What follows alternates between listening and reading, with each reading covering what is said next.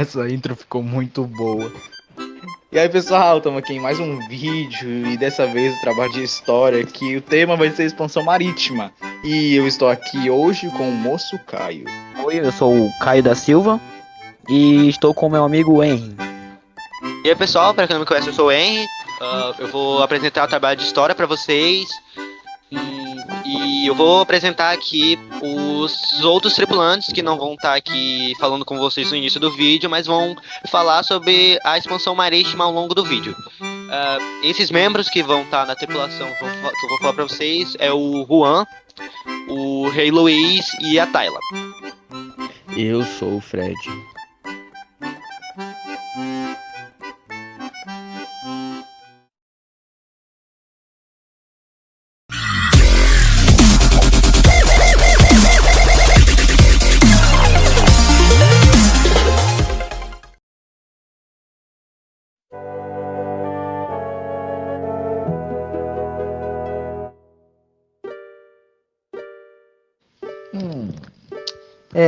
Durante a Idade Média, o poder era fragmentado, ou seja, ficava nas mãos dos senhores feudais. E eles tinham regras próprias para cada feudo. O rei existia, mas meio que ele não tinha muito poder naquele tempo. A Igreja Católica tinha mais poder que o rei, praticamente. Mas depois do declínio do sistema, entre os séculos XIV e XV, houve uma nova organização política conhecida como o Estado Moderno. As principais características do Estado moderno são soberania do reino, territórios unificados e poder nas mãos do rei, que era capaz de limitar o poder da igreja, graças a Martinho Lutero. Para aumentar o poder, o rei diminuiu o poder da nobreza, mas para não perder o apoio desses nobres, o rei dava a eles cargas militares, administrativas, além de privilégios financeiros. E os reis encontraram na burguesia um importante aliado, pois a burguesia movimentava as atividades comerciais que aumentava a renda do Estado. Em troca, a monarquia facilitava os negócios da burguesia, oferecendo segurança para as rotas comerciais e padronização da moeda, pesos e medidas. E com o Estado consolidado foi possível a expansão marítima. E esse assunto o Henry vai explicar para vocês.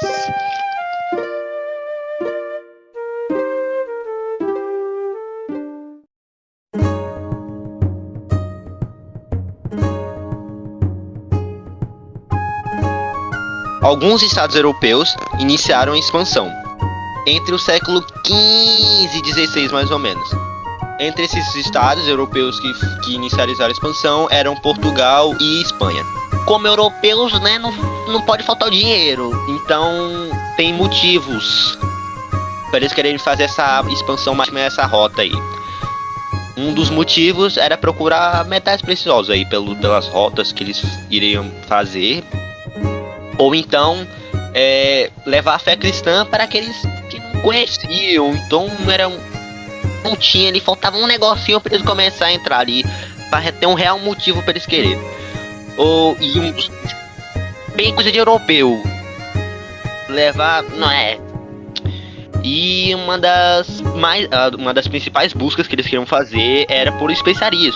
Um exemplo era o ouro das Índias, que era caro e muito consumido da Europa, e vendido por mercadores pelo preço camarada de caro.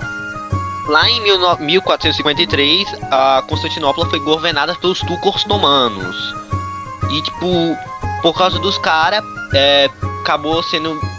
acabou dificultando de trazer a exportação de especiarias, por causa que os turcos estavam bloqueando ali as rotas, tanto as rotas comerciais, tanto rotas terrestres quanto as marítimas. Isso foi um motivo deles quererem fazer essa rota de chegar à Índia passando pela África.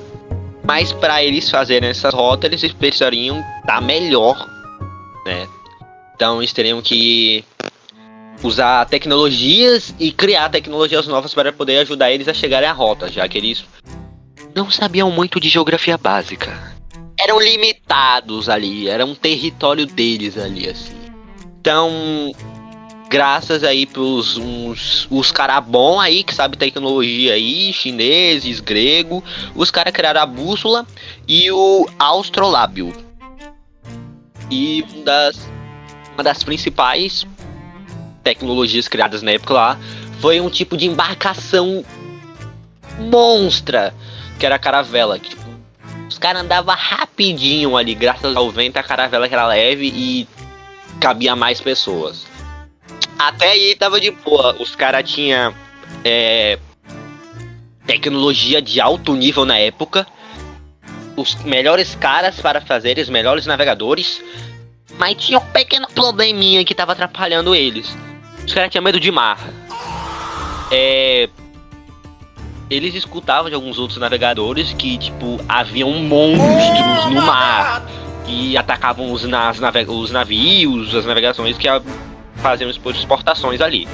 Então os caras tinham um pouquinho de medo de Kraken,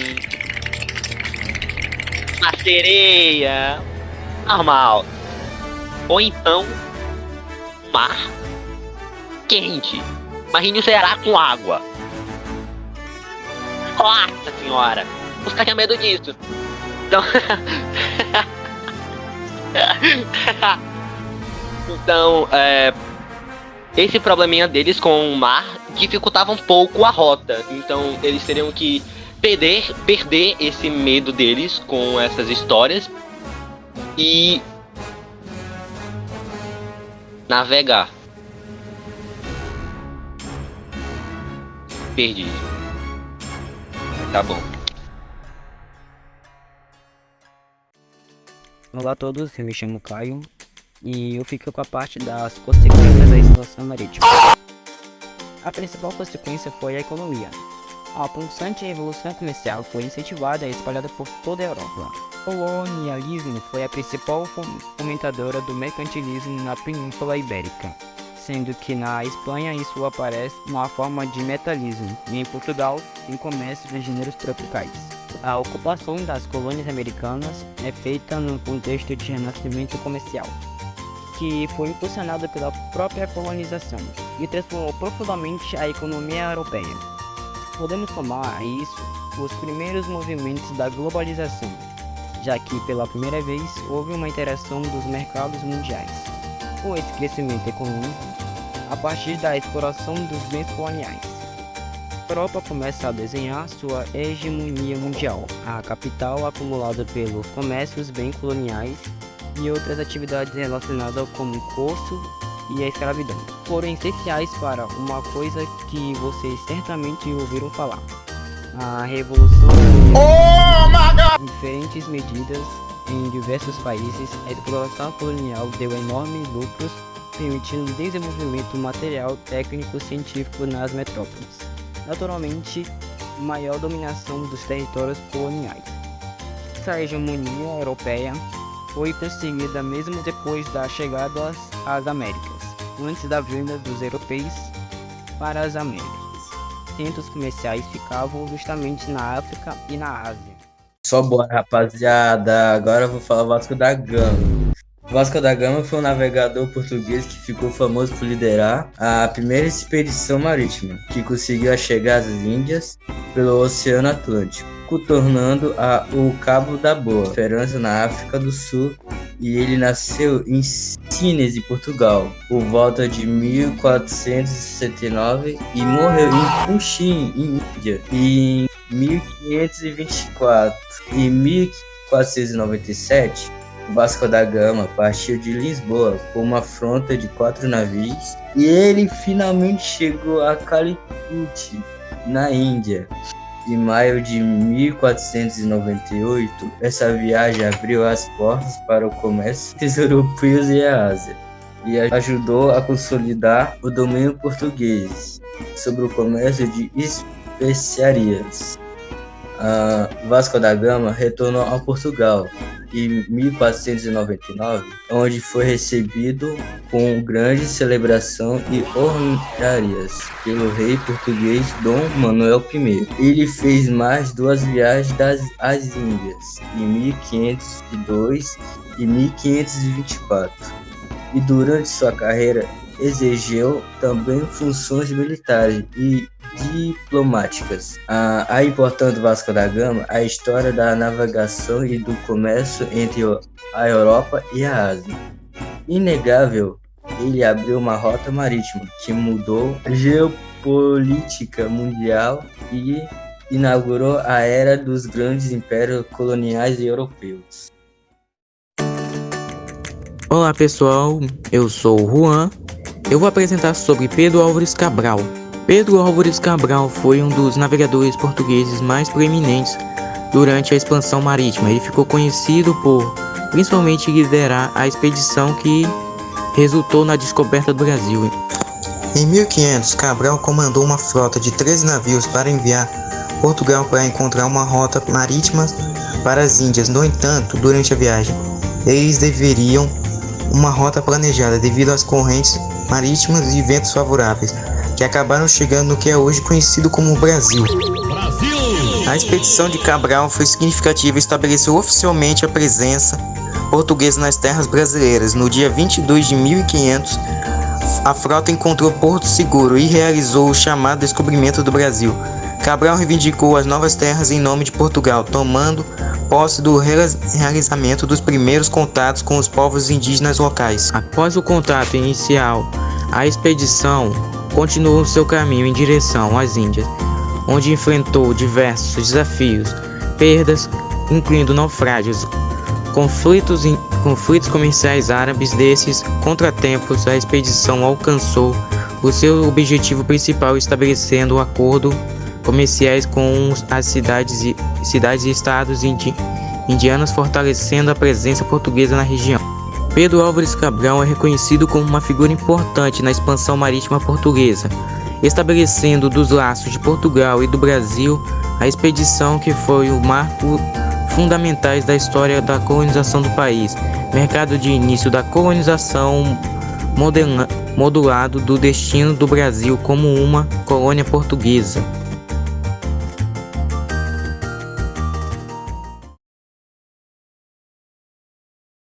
Vamos todos cantar de coração, a cruz de Malta é o meu pendão. Tu tens o nome do heróico português, Vasco da Gama, tua fama assim se fez. Tua imensa torcida é bem feliz, norte e sul deste Brasil. Tua estrela na terra brilhar ilumina o mar. Brasil!